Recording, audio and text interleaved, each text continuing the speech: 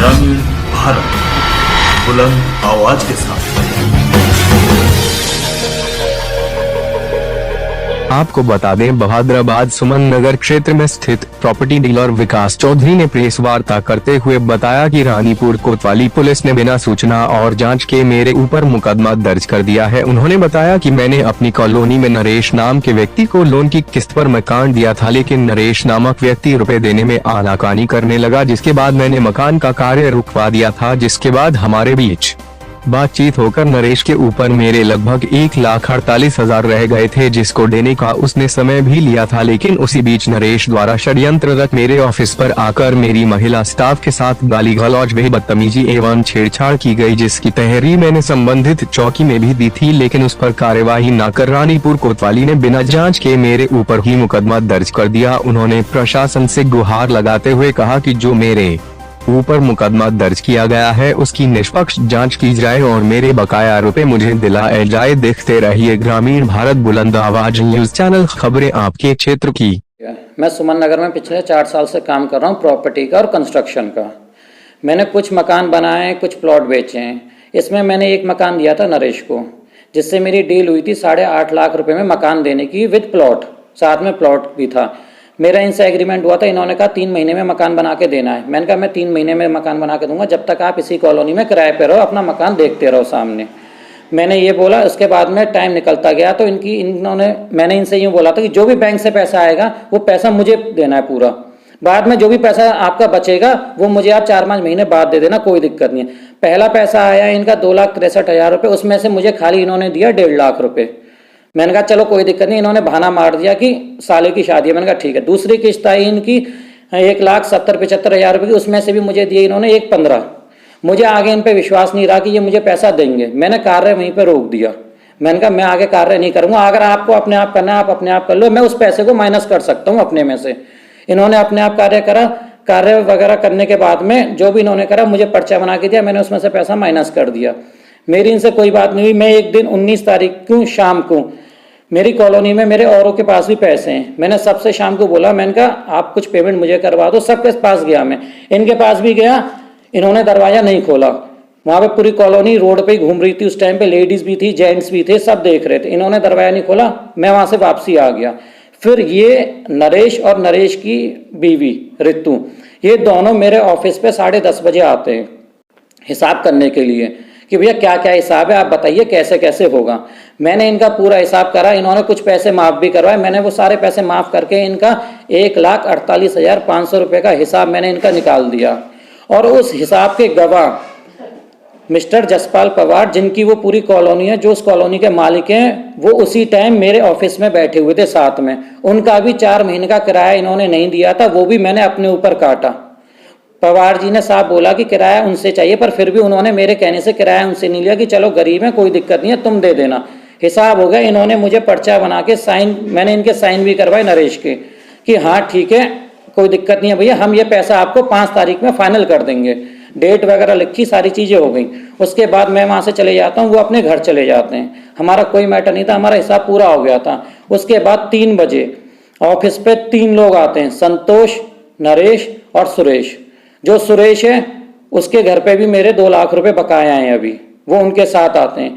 वहाँ पे ऑफिस पे अकेली मैडम होती हैं, वो आके चिल्लाते हैं विकास कहाँ है, विकास कहाँ है। मैडम ने यूँ बोल देंगी भाई विकास नहीं है सर, अभी बाहर जा रखे साइड पे। जब आएंगे तो उनके साथ फिर धक्का मुक्की करते हैं, बदतमीजी करते हैं, बदतमीजी करते हैं, छेड़खानी उनके साथ करते हैं। इतने में फिर मैं पीछे से आता हूँ, मैं आके अंदर ऑफिस में बोलता हूँ कि ये क्या बदतमीजी क्या कर रहे तुम।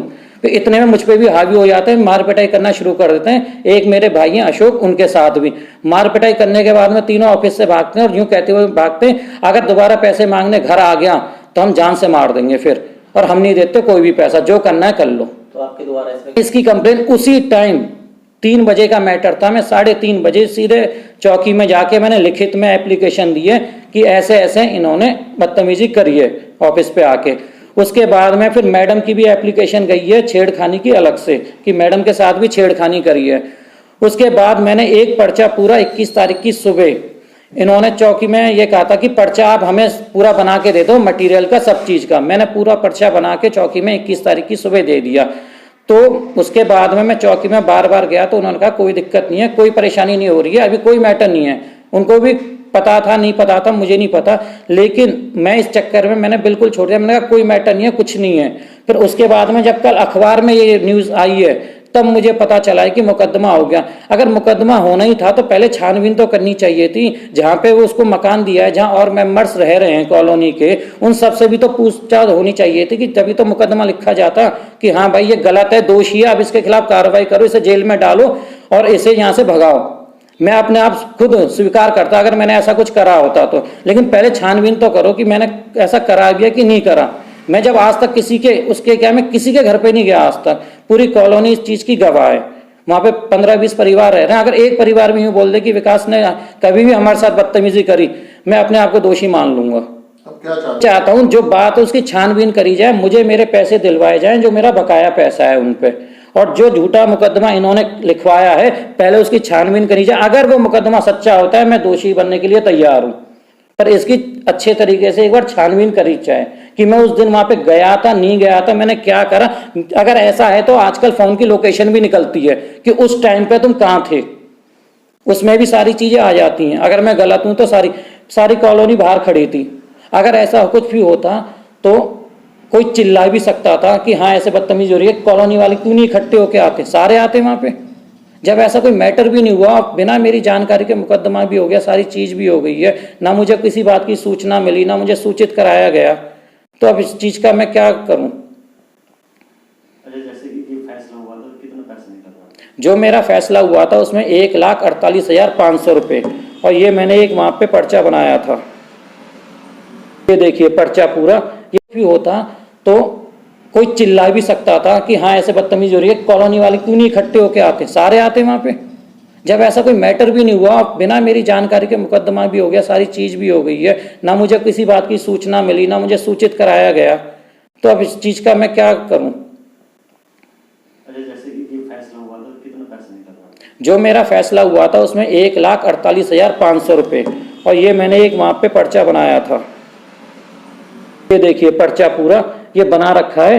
20 तारीख में फैसला हुआ था और बैलेंस निकला था 1,48,500 रुपये। ये मेरे साइन थे, ये नरेश के साइन थे, और 5 तारीख में आज देने का वादा था ये पैसे। पे मौजूद थे उस टाइम पे, अंदर मेरे कैबिन में मौजूद थे जसपाल पवार, मैं, नरेश और उनकी वाइफ। बाहर मौजूद थी मैडम जो ऑफिस में काम करती हैं, मुकर्रम ठेकेदार, और नीटू, और एक हमारे कारपेंटर है नीटू धीमान, ये मौजूद थे बाहर। जांच के और पूरा झूठा मुकदमा किया हुआ है, क्योंकि अगर 19 तारीख में कोई भी ऐसी घटना होती तो सबसे पहले वो उसी टाइम पुलिस प्रशासन के पास जाते। वो मुझे रात में ही यहाँ से लेके जाते कि तुम किसी के घर में कैसे घुस गए। वो 10:30 बजे वहाँ पे मुझसे ऑफिस में फैसला करने नहीं आते, हिसाब करने नहीं आते वो मुझ पे। वो मेरे ऑफिस पे आने की बजाय वो सीधे थाने जाते, चौकी जाते कि इन्होंने रात में ये काम करा है। मंशा यही है कि कैसे भी हम ये हमारे पैसे छोड़ दे, हम चाहे कुछ भी करें, ये हमसे पैसा ना मांगे। दूसरा है अंशुल है, उस पर भी 2 लाख रुपए हैं, वो भी लिखित में। वो उनको इसलिए सपोर्ट कर रहा है कि अगर इसके पैसे माफ हो जाएंगे तो मेरे भी माफ हो जाएंगे। अब मैंने पैसे लगा रखे, मैं पैसे क्यों ऐसे अगर मैं पैसे माफ करता रहा तो मेरा तो कुछ नहीं है, मैं तो कर्जे में डूब जाऊंगा। ये सुबह आए थे, हिसाब करके चले गए थे 10:30 बजे के समथिंग। फिर उसके बाद दोबारा आए 3 बजे आए तो बोला कि सर कहाँ हैं। 3 लोग आए हुए थे तो बोले सर कहाँ हैं, तो मैंने बोला सर नहीं है, आप बाद में आना, जब वो आ जाएंगे तब आप आ जाना। तो फिर वो मेरे साथ गाली गलौज करने लगे, सर को गाली देने लगे, पूरे स्टाफ को गाली गलौज करने लगे, बहुत गंदी तरीके से बात कर रहे थे वो। तो मैंने बोला आप बाद में भी आ सकते हैं, बातें उनसे कीजिए, मुझसे मत कीजिए। तो वो मेरे साथ मतलब बदतमीजी करने लगे, उटपटांग करने लगे, मुझे धक्का दे दिया, मैं गिरी जाके अलग सोफे पे। तो फिर उसके बाद भी फिर सर आ गए, विकास सर आ गए, अशोक भैया आ गए। फिर उन्होंने आके ये सब क्या चल रहा है गुस्सा होने लगे, तो उनको भी मारने पीटने के लिए पूरा ऊपर चढ़ गए, मारने पीटने लगे। हमारे साथ भी बदतमीजी की, गाली गलौज की, बॉडी पार्ट में हाथ लगाया, प्राइवेट बॉडी पार्ट में बदतमीजी कर रहे थे बहुत ज़्यादा। फिर उसके बाद बस मारपीट की और चले गए, धमकी दे के चले गए कि अगर कोई भी इसमें से कुछ भी बोला तो फिर मुझसे बुरा कोई नहीं होगा। एप्लीकेशन मैंने दिलवाई थी, उस टाइम भी एप्लीकेशन दी गई थी, फिर एक मेरी तरफ से एप्लीकेशन गई थी। उसके बाद मुझे तो कोई कार्रवाई नहीं पता चली कि क्या हुई, कुछ नहीं हुआ ऐसा। तो ना मेरे पास कोई कॉल आया, मैंने साइन किए थे एप्लीकेशन पे, मैंने सर के हाथ भिजवाई थी, मेरा कॉन्टैक्ट नंबर लिखा हुआ था, ना मेरे पास कोई कॉल आई चौकी से, ना कोई बात हुई। नरेश थे, सुरेश थे और एक और कोई था।